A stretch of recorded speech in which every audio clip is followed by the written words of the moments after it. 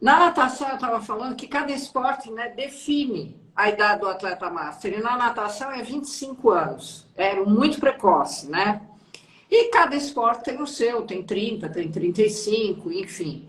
E é um segmento que mais cresce no mundo hoje em dia, até porque o IBGE já informou que a pirâmide já virou, né? E então cada vez mais seremos mais numerosos. Só que a nossa visibilidade é zero, né? Então, eu queria mudar um pouquinho, quebrar um pouco esse paradigma, falar um pouco da gente. Eu queria também, de alguma forma, glamorizar o atleta master, porque eu acho que a atual sociedade ela vive muito num conceito de juventude, né? E isso cria muita frustração em muitas pessoas quando começam a entrar numa idade mais avançada, então vai procurar coisas que não deram um monte de plástica, um monte de coisa. Os jovens que também se espelham em algo que, afinal de contas, é uma ilusão, porque a juventude ela não existe para sempre, ela é uma ilusão, é que nem. Lembra daqueles. Você não vai lembrar, mas daquelas propagandas do Marlboro que vendia aquela imagem maravilhosa do Lembro, lembro. cowboy e tudo. Sim, claro que Cartão de lembro. crédito que vende a imagem, né? De você vai ter casas estupendas. Então, o conceito da juventude é o mesmo, só que é uma ilusão. Então, para dar mais tranquilidade e saber lidar melhor com esse percurso que todos nós, pelo qual todos nós vamos passar, porque é inexorável o envelhecimento, né? Eu gostaria de usar o Master, os atletas Master, para dar a imagem da qualidade de vida com longevidade, né? Longevidade com qualidade de vida, e para essas pessoas traçarem um caminho um pouco mais tranquilo e ver que o caminho é por aí, pela saúde, pela procura do bem-estar, da sociabilização. E é por isso que eu abri essa empresa. E a rede esportistas, mulheres esportistas, eu abri com uma amiga minha que mora na França, e ela teve a ideia e nós fizemos isso juntas e está dando muito certo.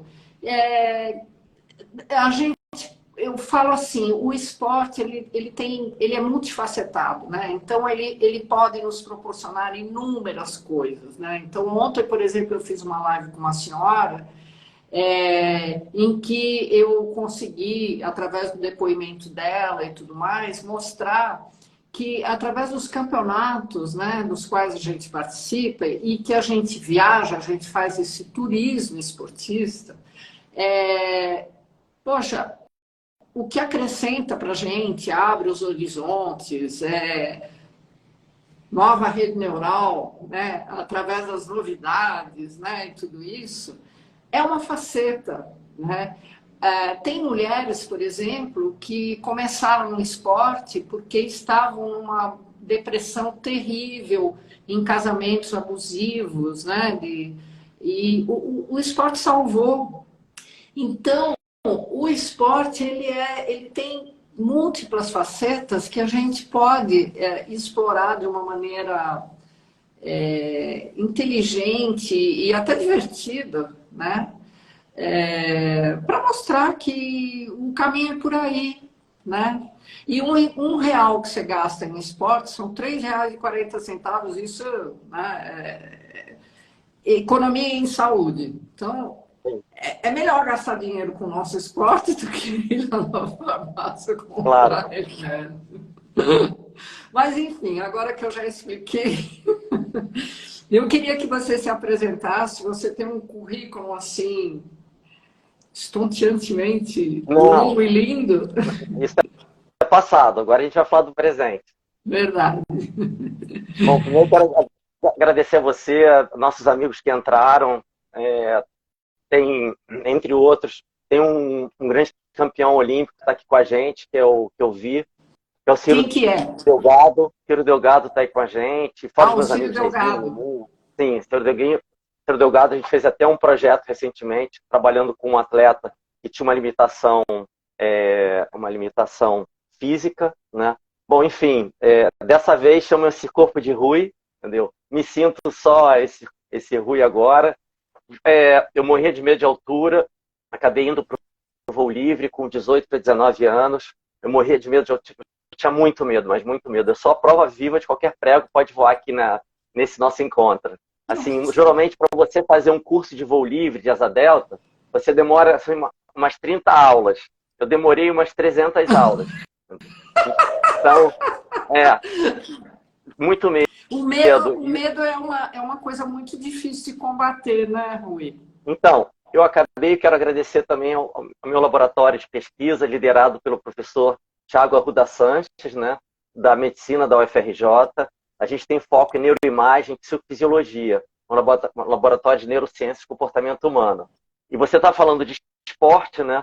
Recentemente a gente acabou publicando o primeiro artigo no mundo. A gente fez uma medida com atletas e não atletas de jiu-jitsu na Rocinha, onde a gente observou uma melhora das medidas cardíacas e das medidas psicofisiológicas. Ou seja, ao invés da gente trazer o achismo, a gente conseguiu medir isso dentro de uma área de vulnerabilidade. Então, meu convite, Fabienne, é que a gente traga realmente, através de estudos e de artigos, que possam fundamentar o projeto, não só o esportivo, mas o projeto social com política pública. Enfim, eu morria de medo de altura, de lá para cá eu acabei me tornando 2 vezes campeão brasileiro, fui recordista sul-americano de distância, e, de novo, o cara que mais morria de medo da altura acabou voando com mais de 30 mil pessoas, né? Imagina você lidar com a vida e com a morte com 30 mil pessoas. Na hora da decolagem, por exemplo, na asa delta, né, a pessoa vai falar assim, não, Rui, eu vou correr com você, porque a gente tem que atingir uma velocidade de 15 km por hora, 15, em 8 metros, e a asa pesa 40 quilos. Então, se o passageiro não me ajudar a correr 15 km por hora, olhando aquele abismo, a gente cai nas árvores, Fabienne. Então, imagina você lidar com essa experiência com mais de 30 mil pessoas.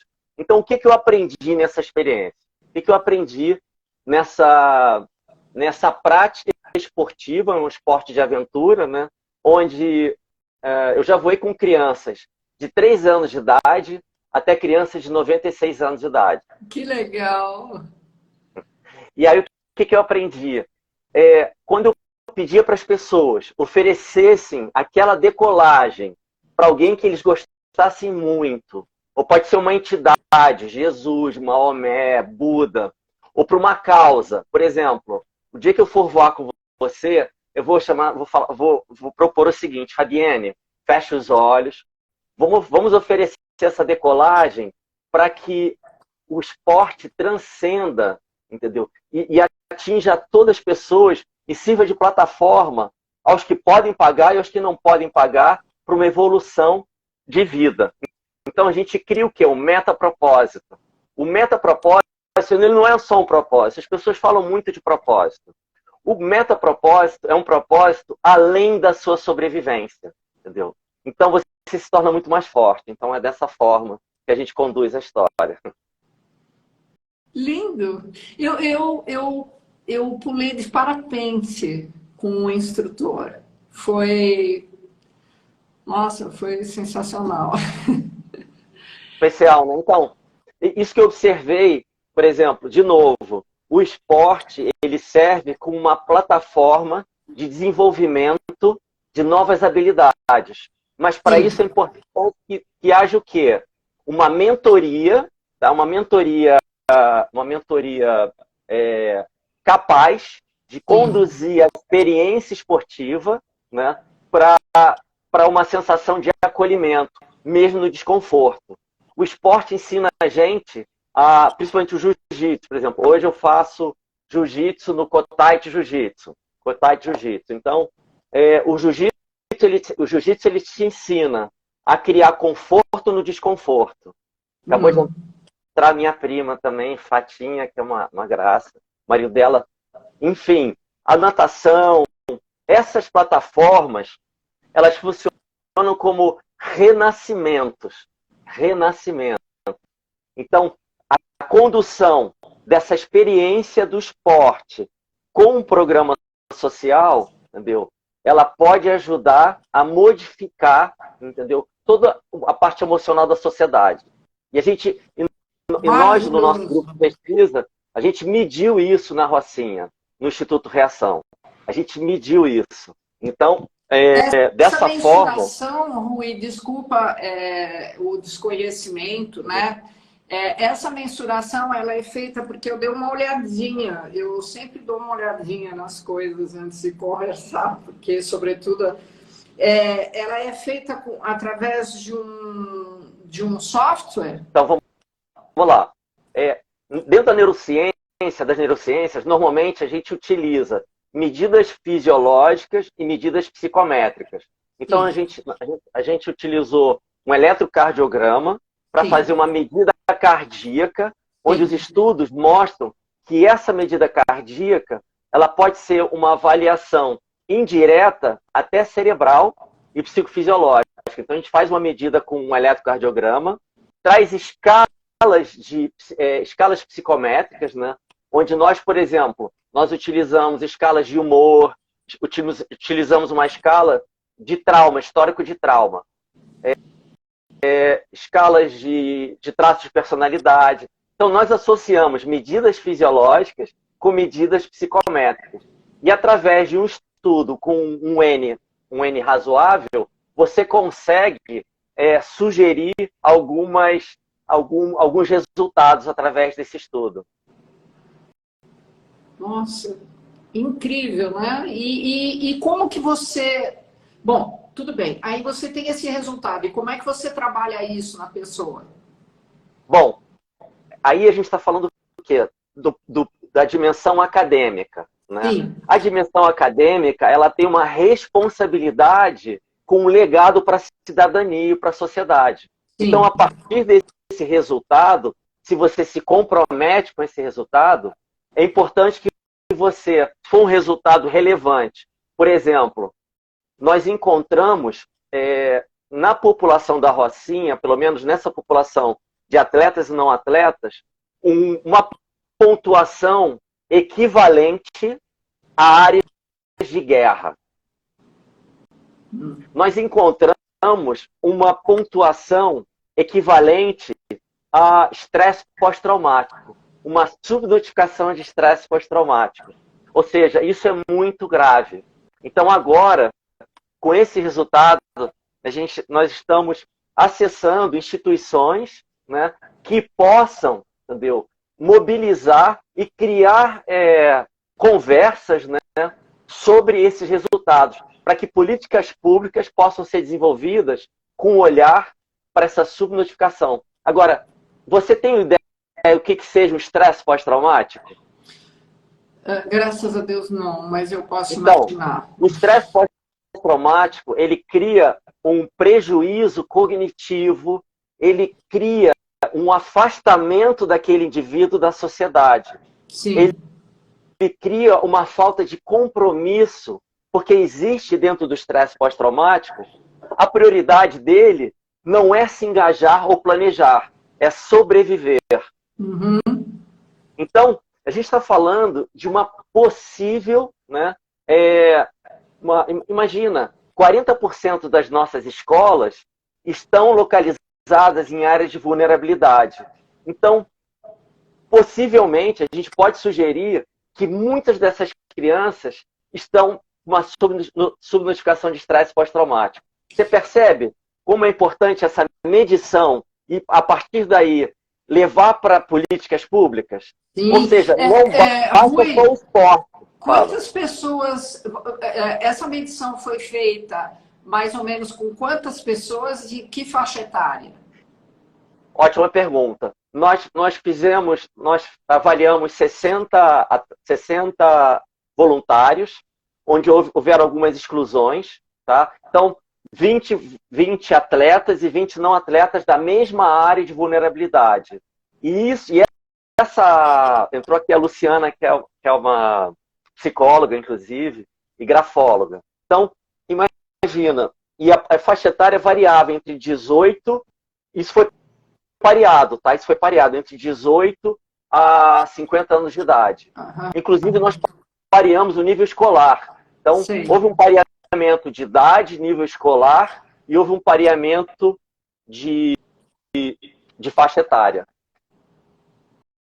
E deu alguma diferença pelo fato dessa pessoa ter um nível escolar maior ou não? Não, no caso, como houve esse pareamento, a gente conseguiu diminuir a incerteza dessa variável, né, do nível escolar. Então, houve um pareamento na estatística. Entendi. Isso, e essas medidas, elas podem ser feitas com nadadores, podem ser feitas com vários esportistas. Eu acabei ganhando Um prêmio. Assim, um prêmio, né, um edital de inovação. Foi aí que nasceu a nossa startup, né, a Superar Neurotecnologia, onde a gente desenvolve aplicativos para o cérebro, baseado na variabilidade da frequência cardíaca, carinhosamente chamada de VFC. Ou seja, a minha missão de vida é lembrar todos, não só a questão da respiração. Existe uma integração entre o cérebro e o coração, chamada integração neurocardiológica. Então, se você só falar em respiração, é como se você negasse que existe um comando central, que ele é bidirecional. Ele relaciona o que você pensa com o que você sente. Ou seja, estados cerebrais alteram estados fisiológicos. Estados fisiológicos alteram estados cerebrais. É um mantra para a vida. Quer dizer, é tudo interdependente. Sim, exatamente. E essas ligações, né, se dão através do sistema nervoso autonômico. Ou seja, a ciência admite que existe uma ligação bidirecional entre o sistema nervoso e o sistema central. Ou seja, e o sistema cardiovascular. Você tem vias aferentes e eferentes que se conectam com as células marca-passo do coração. São as células que dão o ritmo do coração. Olha que interessante. Elas se conectam com o nó sinusal e nó sinoatrial. O que você pensa altera o seu batimento na hora. E como você sente, pode alterar o seu processamento cerebral. Tem alguma coisa a ver isso com física quântica? Não tem nada a ver com física quântica. Não tem. Embora, não tem nada a ver com física quântica. Fisiológico. Isso é neurofisiologia pura, entendeu? Neurofisiologia. E a gente mede isso. Ou seja, é um constante, o meu convite que eu faço é um constante treinamento do que você pensa e o que você sente. E transformar isso numa conta corrente bancária emocional, de saques e depósitos. O sistema nervoso autônomo é como se fosse uma grande corrente, uma conta bancária, onde você tem saques e depósitos. Por exemplo, eu me encontrar com você agora e poder divulgar a importância do pensamento e da qualidade da manobra respiratória, eu estou fazendo um depósito no meu sistema nervoso autônomo. Mas se ao mesmo tempo chegar alguém aqui de uma forma inesperada e falar: Rui, você tem um boleto para pagar agora, eu não sabia desse boleto? Isso o que é?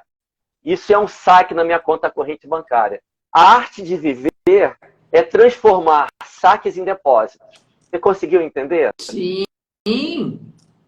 O difícil é fazer isso. Sim. Você tem que ter controle. Como é que você desenvolve isso? Primeiro, através de uma capacidade chamada interocepção. Interocepção, ela está muito ligada ao nosso hub de ameaça cerebral, onde entram algumas estruturas, como a ínsula cerebral, entra a amígdala cerebral e outras estruturas. O que é isso? É você acessar o que você sente e o que você vai fazer com isso. Normalmente, nós somos soterrados por milhares de informações diariamente. Sim. Vou dar um exemplo. Imagina que a Fabiane acordou e ela falou assim: hoje eu vou lá na Rocinha e vou participar do projeto Reação e vou dar aula de inglês como voluntária. Acordou e já teve essa meta. Só que ela começou a ser inundada por milhares de informações, por milhares de WhatsApps, né? E-mails. Requisições, pedidos. Também. E dessa forma, a Fabiane acabou esquecendo o que ela precisa para ser feliz. Então, pequenas pausas diárias, eu chamo de pausas conscientes. Essas pausas conscientes fazem com que a Fabiane se conecte de novo com a Fabiane. E ela lembre, e ela faz esses depósitos bancários emocionais e ela vai mantendo o foco no que ela precisa para ser feliz. Ou seja, pausas diárias conscientes nos fortalecem. Pausas inconscientes em apneia, sem saber que você está respirando ou não, nos adoecem. Você acha? Você sabe, Rui, mas é uma coisa assim que eu sempre senti. Eu tive uma vida muito privilegiada, porque eu vivi muito no meio da natureza, no meio do mar, né? Meu pai foi o precursor da pesca submarina, então eu passei minha vida inteira mergulhando e vivendo realmente de uma maneira muito privilegiada, limpando peixe e tendo que desvendar os mistérios da nossa natureza. Olha, o vento está chegando, mas caiu um noroeste aqui, até pela luz, sabe? Eu tinha esse... eu sempre achei que, infelizmente, as pessoas vivem muito longe da natureza e a gente acaba perdendo, de alguma maneira, esse sentido, essa ligação profunda que a gente tem com a natureza, que faz com que isso nos conecte até conosco mesmo, né? Você acha que isso talvez dificulte também essa conexão, essas pausas diárias para se conectar, se reconectar com a própria pessoa? Bom, você trouxe de uma forma muito interessante. A minha primeira coordenadora da minha primeira pós-graduação em biopsicologia, chamada Susan Andrews, ela foi numa reunião, foi num curso em Harvard, né, onde estava sendo discutido naquela semana alguns fatores que promoviam mais a questão do bem-estar. E no último dia,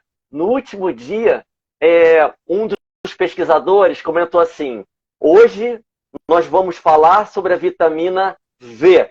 Aí fez um silêncio naquela sala, né? E aí, mas vitamina V, que história é essa de vitamina V? É o verde.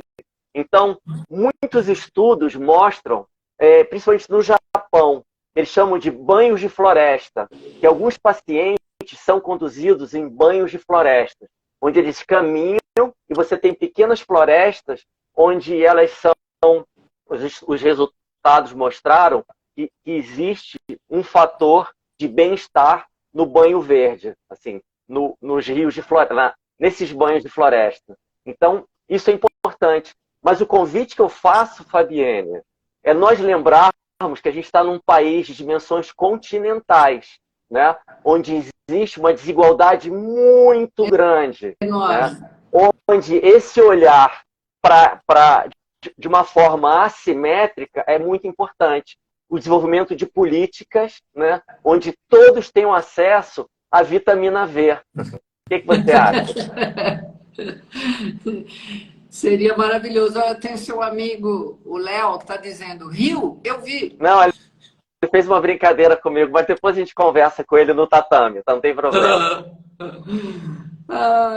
Olha, nossa, é tão interessante tudo isso. Às vezes são coisas até que a gente são intrínsecas, sabe? A gente até tem essa noção. Eu, às vezes, me pego fazendo essas pausas. Eu falo assim, nossa, eu preciso de 5 minutos, né? E botar as coisas no lugar. Quando eu digo coisas no lugar, é o meu estado interno, né? Sim. Fabienne, uma sugestão. O Paulo, ele está comentando que a transmissão não está tão boa. Alguém mais está tendo esse problema? Se puder comentar com a gente, por favor. Se a recepção está falhando ou está indo bem, assim, razoável. Se alguém puder comentar. Bom, enquanto isso, a gente você vai falando tocando. dessas políticas públicas, como é que você Nininha, a Nininha está abordaria comentando. isso? A Nininha, A Nininha, linha. a transmissão tá boa, não tá? Como é que tá, por favor? Ah, é Mas só é a só minha. você. Então tá. Deixa eu fazer aqui uma coisa, peraí.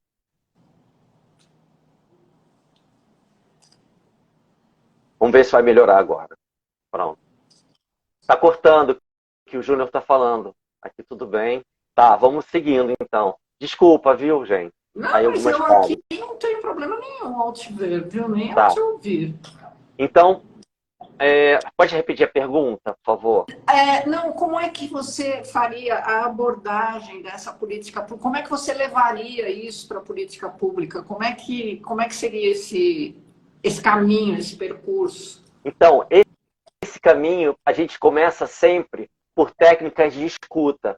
Uma vez eu participei de um projeto chamado Projeto FIB, chamado Felicidade Interna Bruta, pelo Instituto Visão Futuro. Então, eles desenvolveram uma técnica de escuta para implementação de políticas. Então, a gente sempre começa com uma política, com uma escuta da comunidade, e a partir dessa escuta, você vem a questão das soluções. Essas soluções são complexas. Então, só o Rui, ele não pode trazer, eu não tenho capacidade de trazer essa solução. Mas o que eu posso te falar é trazer o encontro dessas comunidades, promovendo o que a gente chama de escuta dessa problemática, daí que realmente surgem as soluções. É de uma escuta complexa. Faz sentido? Sim, completo, total, sim.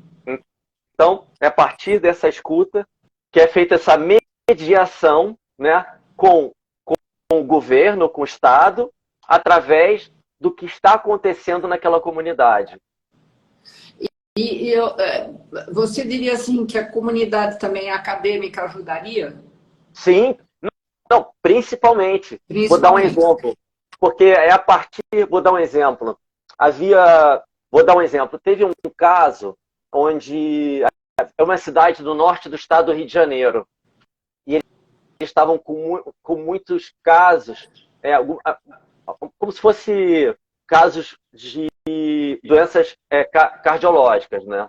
Muitos eventos de doenças cardiológicas. E aí, essa cidade do norte do Rio de Janeiro entrou em contato com a FRJ, entrou em contato com o professor Nelson Albuquerque Silva, que é o nosso professor emérito, né? E ele lidera lá a cadeira da pós da cardiologia. O que o professor fez? Com um olhar de complexidade, ele não só levou médicos para essa cidade, mas levou engenheiros também e arquitetos.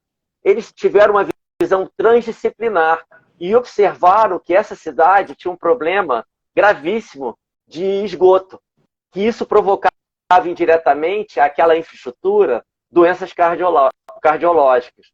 Então, eles promoveram, através da arquitetura e da engenharia, a construção dessa rede de esgotos e, com esse olhar de complexidade, diminuiu a ocorrência de doenças cardiológicas. Percebeu a complexidade?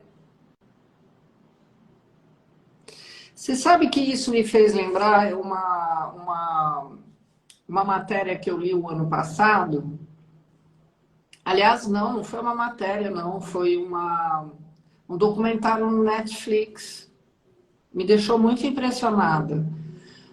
Crianças, famílias que fogem dos países, que vão para os países nórdicos, para a França, para a Inglaterra e tudo mais, em situação de vulnerabilidade, de risco de vida e tudo mais, Depois de um tempo, essas crianças, várias delas começam a, como é que eu poderia dizer, a parar de comer,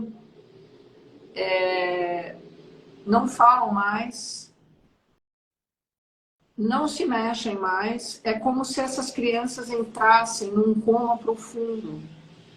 E elas vivem anos deitadas ou na cama, sem nenhum movimento, sem nenhuma resposta, sem nenhuma reação. E os pais tratam dessas crianças assim, e eles não conseguem detectar um motivo. E Então, acham que é, sobretudo, decorrente de toda essa vida extremamente traumática, né? sim, o que que acontece? Experiências de desigualdade com muita frequência, repetidas vezes, elas podem trazer, podem ocorrer, acarretar consequências muito complexas também. Tá? A gente tem uma capacidade, as nossas células têm uma capacidade de vida chamada homeostase. O que é homeostase? Homeostase é a procura sempre do equilíbrio dinâmico. Então, é como se fosse um exército de células, que o objetivo desse exército é sobreviver.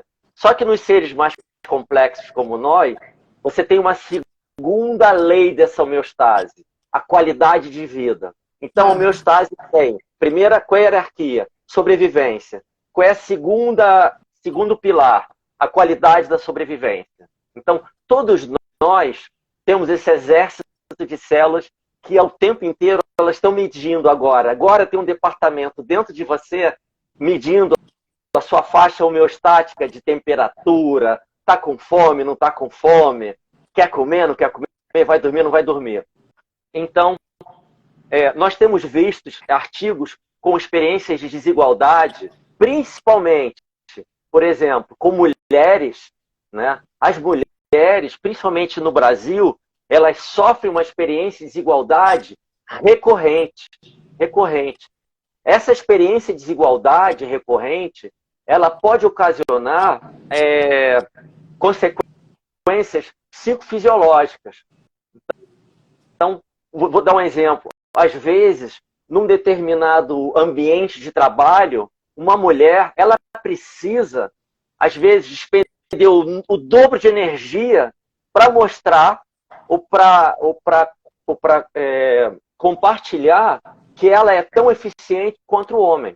Você é o seu lugar de fala.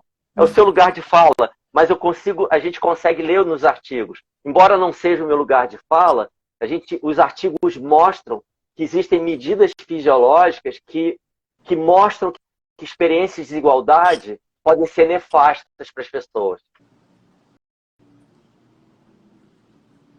Acredito mesmo. Eu sendo mulher, e é uma coisa muito difícil de você... É um caminho muito longo e muito, eu diria, árido e lento, né, de se mudar isso.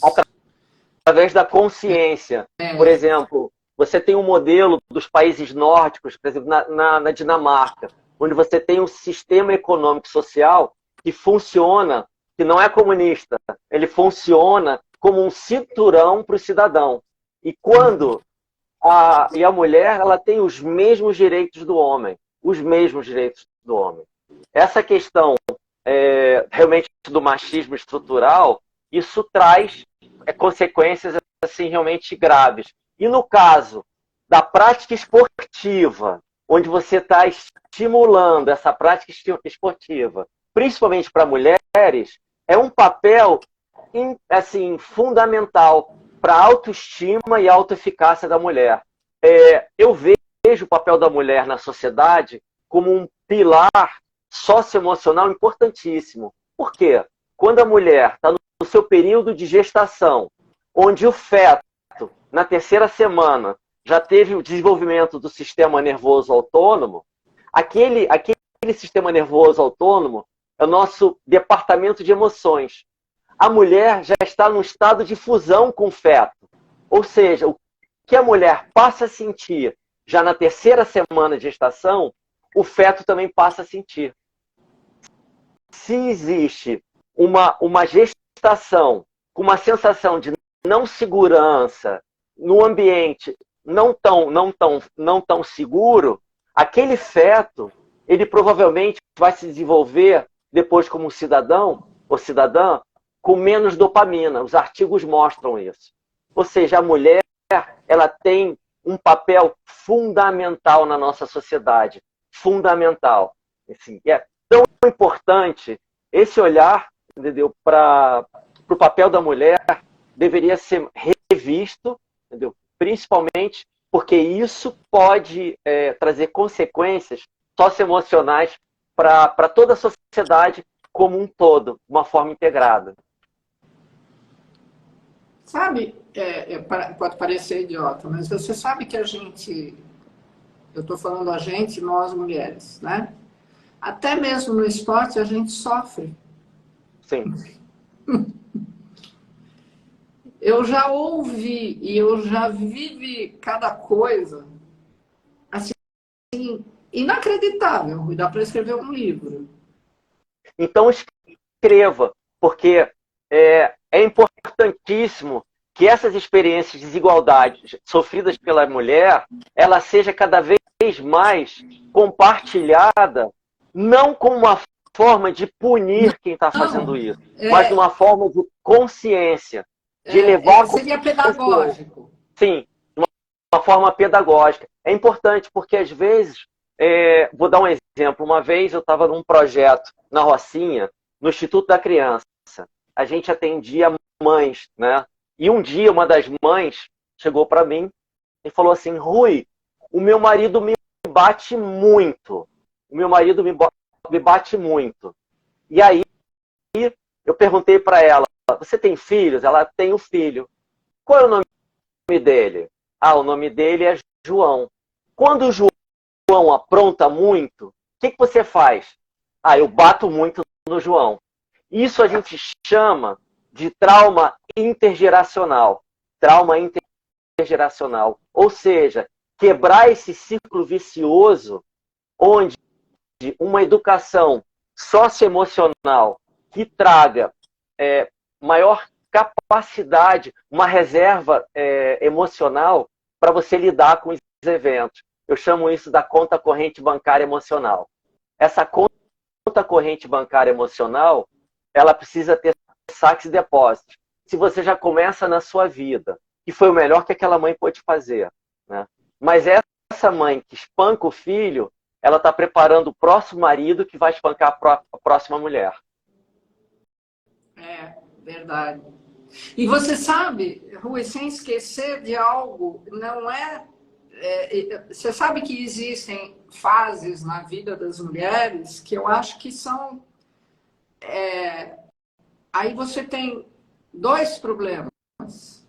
O fato de ser mulher, que por si só já incomoda muito, e o fato de se tornar mais idosa, velha. Então, são dois em um.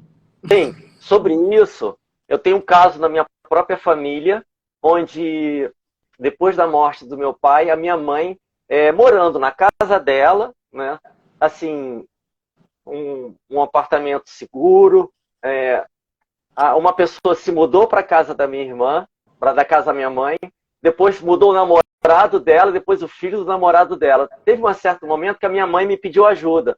Rui, tá faltando dinheiro aqui em casa. E aí quando eu fui explicar para minha irmã, Heloísa, o que está acontecendo, o que eu posso ajudar, né? Ela trancou, mudou a chave da porta e me afastou da minha mãe.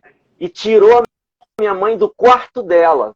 E quando eu fui ver, a minha mãe estava num quarto, assim, muito pequeno, mas eu estava afastado. Resumindo, ela conseguiu me afastar 3 anos e meio da minha mãe, onde, graças aos meus advogados, o Dr. Gevaer, Gustavo Gevaer, com uma liminar eu consegui voltar a ver minha mãe. Ou seja, e ela que é a provedora desse núcleo. Então você vê justamente uma vulnerabilidade da mulher e da idosa. Isso não está acontecendo só na minha família. Isso está acontecendo, a ONU declarou que está havendo uma epidemia da violação do direito dos idosos pelos familiares. É muito sério. Então, o que a mulher passou há 15 anos atrás, onde não existia a Lei Maria da Penha, o idoso, que tem menos voz ainda, está sendo massacrado pelos próprios familiares. Fora no dia a dia, né? Que você sai na rua, ou velha, ou isso, aquilo. Sim, exatamente. Coisas super sutis, sabe? Muito sutis. Por exemplo, você está numa roda de pessoas, as pessoas nem... Você fala, as pessoas nem olham, não te respondem, não... E isso eu percebo não é só comigo, não, sabe? Pessoas, até mulheres mais idosas e tudo, é uma coisa assim muito difícil. Sim. E aí, nesse caso, justamente, dentro de núcleos, né, esse olhar para o envelhecimento, que o esporte ele ajuda demais. Exatamente. O esporte ajuda demais, né? Então é muito importante essa rede de mulheres esportivas que você está criando. É fundamental. Aí eu já criei. Então, essa rede de mulheres esportivas, eu vibrei quando eu olhei que tinha lá, rede de mulheres esportivas. Fabiane, eu dei cambalhota, eu falei, que bom, porque, de novo, agora, não basta ser só rede de mulheres esportivas, mas rede de mulheres esportivas com um programa social. Sim. Ter o programa social, ele traz uma possibilidade assim de renascimento, né? Eu me lembro, tem esse pai desses amigos meus, né, que é o Dr. Israel Clabin. Dr. Israel, a gente fez o primeiro voo quando ele tinha 78 anos. Escondido da esposa, tá? Escondido da esposa. E aí aqui o Rodrigo está comentando. Eu e meu marido estamos sendo privados de conviver com o nosso neto. Depois entre em contato comigo para a gente conversar sobre isso. Ele vai falar sobre a questão do advogado. Então, doutor Israel, a gente começou a voar com 78 anos. Eu me lembro, era o aniversário dele, né? E aí nós decolamos de parapente e a gente começou a ganhar altura, né? E era quase na hora do almoço. A gente estava voando escondido da dona Leia, que é a esposa dele. Chegou uma meia hora, a gente já está voando com o doutor Israel. Aí ele falou assim, Rui, por favor, vamos descer, senão eu vou tomar uma bronca da minha esposa, né? Aí nós posamos, né? Resumindo, todo mês de setembro, todo mês virou um ritual. A gente faz um voo. O último voo que eu fiz com o doutor Israel, foi antes da pandemia, foi com 93 anos. Que sensacional! Sendo que o doutor Israel ele fez uma preparação com o professor Orlando Kanye, que é um mestre da ginástica, da bioginástica, né? Então, ele foi preparador de grandes atletas e ele foi trabalhando a respiração comigo em voo, o doutor Israel. Então, a gente foi fazendo uma yoga no céu, assim, incrível. Ele parece que tem, sei lá, 40 anos, não parece que tem 93. E o que é muito importante é o metapropósito junto com o esporte. É você trazer, se sentir útil, além de você. Sim. Eu falo que você cria uma conspiração celular para a vida. Gostei dessa frase, conspiração celular para a vida. Sim, sim. Doutor Israel que me ensinou isso. E a minha mãe também, porque quando eu fui ver a minha mãe agora, depois de 3 anos e meio, ela não me reconhecia inicialmente. Não acredito, Rui. Não Mas aí, peraí. Eu levei uma apostila, ela era professora e educadora. Então ela participou de um projeto de alfabetização para o Brasil e ela desenvolveu uma apostila chamada Siga Aprendendo nos anos 70. E eu sabia que aquilo era muito importante. Eu consegui essa apostila na estante virtual. E aí eu cheguei para ela e falei, mãe, que apostila é essa? E na hora ela olhou para mim e falou, Siga Aprendendo. siga aprendendo, né? Ela falou isso. E aí, a partir daí, eu fui colocando músicas, marchinhas de carnaval, que ela gostava. E fui levando como ela se fantasiava no Clube Quitandinha. E aí eu falei, mamãe, quando você escreveu Siga Aprendendo, eu era grande ou eu era pequeno? Ah, você era pequeno. Então quem eu sou? Seu pai ou seu filho? Ah, você é meu filho. Então dessa forma eu consegui me conectar com ela, né? E cada vez que eu chego, eu só posso visitá-la a cada 15 dias com uma liminar. Então, cada vez que eu chego e levo a... Agora tem um amigo meu, Lucas, ele fica brincando comigo. Porque eu venho com um livro e falo assim, mamãe, que livro que eu trouxe? Ela siga aprendendo. Então, dessa forma, eu fui me conectando com ela. Então, são formas de a gente se conectar com as pessoas. Rui, ela teve essa, digamos, ausência, né, de reconhecimento devido a algum problema Ela fisiológico, tem Parkinson. neurológico? Ela tem Parkinson. Ai, Ela tem Parkinson. Parkinson. Mas, ao mesmo tempo, ela é muito inteligente, ela é muito ativa, ela é muito especial, assim. E aí, eu criei uma dinâmica para brincar com ela, chamada dinâmica dos sonhos. Eu peguei uma bola de encher, falei, mãe, vamos trazer um sonho para a nossa vida. O que você acha da gente desejar felicidade para todo mundo que está te ajudando aqui? Vamos. Aí eu peguei um papel, escrevi felicidade, ela botou dentro da bola de encher, né? E aí a gente encheu e eu comecei a jogar a bola para ela, porque ela tá muito paralisada. Falei, mãe, a gente não pode deixar a bola cair. E aí eu jogava, não pode deixar o sonho cair. Ela me jogava a bola de volta. Então, impressionante como o metapropósito é fundamental. É fundamental. Olha, eu não preciso nem mais falar de voo com você, porque eu já estou voando. Nossa, que coisa maravilhosa. Olha, a sua história é muito triste. Ela é triste, mas ela hoje... Isso seria um saque, não é? Isso que eu tô falando. Na minha conta corrente bancária emocional, Sim. o que eu estou falando seria um saque. Mas como é que eu transformei isso num depósito? Graças ao apoio dos meus advogados, Dr. Gevaer, Dr. Gustavo Gevaer, e apoio dos meus amigos. Existe uma pesquisa intergeracional em Harvard, né, onde eles queriam pesquisar que fatores beneficiavam mais a qualidade do envelhecimento. Que fatores? E aí eles foram avaliar nutrição, é importante, exercício físico é importante, mas você sabe qual é o fator mais importante? A qualidade da sua rede de conexão. Isso. A qualidade dessa rede de conexão. Ou seja, aqui a gente está conectado com pessoas muito especiais. Meu amigo, e a gente treina juntos, o Felipe Dog, também é meu personal amigo, muito amigo. Ele é uma super pessoa. Ele traz esse olhar dessa rede, ele atende a muitos idosos também. Enfim, esse olhar da qualidade da conexão, ele funciona como uma rede, um colchão, ou uma rampa para a sua qualidade do envelhecimento da vida. Com certeza, isso eu já tinha visto que realmente. E o esporte proporciona tudo isso, né? Aliás, eu postei uma coisa hoje falando sobre isso. É ótimo você fazer esporte, mas faça esporte num grupo, né?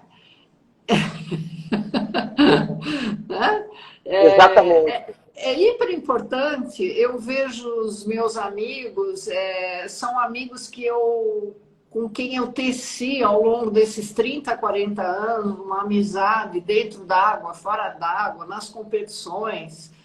E é uma rede, eu diria uma outra rede neural, né? Assim. Então, são habilidades de conexões, são tão importantes. Acabou de entrar ali da Sabrina, a psicóloga Luciana Nunes também, é uma super psicóloga, a gente trabalha juntos. Enfim, a qualidade da conexão é como se fossem jardins que você vai regando. Tá? Agora, é muito importante a qualidade desse círculo de amizade, onde é importante que a gente sempre procure elevar os nossos pensamentos, elevar os nossos sentimentos, as nossas emoções. Não dentro de uma ditadura da felicidade, Não. mas eu diria da busca eterna do caminho do bem-estar. Entendeu? Então existe uma diferença. Você chegou a ver o filme Avatar? Vi. Nossa, parece que eu estou dentro do filme. Por quê? Porque, nossa, eu achei um dos filmes mais lindos que eu já vi. Tudo interconectado, a natureza, o homem. Mas por que você está se conectando com essa sensação com que a gente está falando? Quando a gente está falando da rede, das conexões... Sim. Ah, tá. Daquela árvore, né? Das redes. Exatamente. É incrível então, isso. Eu acho interessante. Existe um filme dos anos 90 chamado O Efeito Borboleta. Muita gente aqui talvez não saiba. O efeito borboleta, ele traz esse olhar, né, de conexão não linear. Tá? Ou seja, ele começava com uma frase que era a seguinte. Observe bem a frase que eu vou te falar. O bater de uma borboleta na China pode causar um furacão nos Estados Unidos. E isso é baseado na teoria do caos de Heisenberg, que é um físico. Então, que é a teoria do caos. E, na realidade, quando a gente fala a palavra caos, parece que não existe um padrão. Existe um padrão não linear nessa teoria.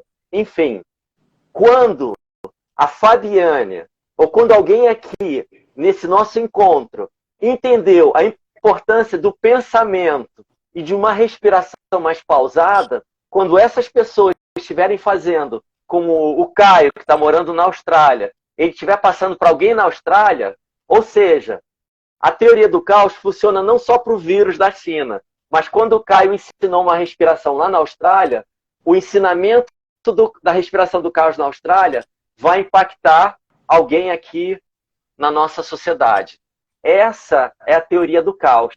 Então, quando você está promovendo a Rede Mulheres Esportivas, a gente está em boas companhias, a gente está impactando o universo de alguma forma.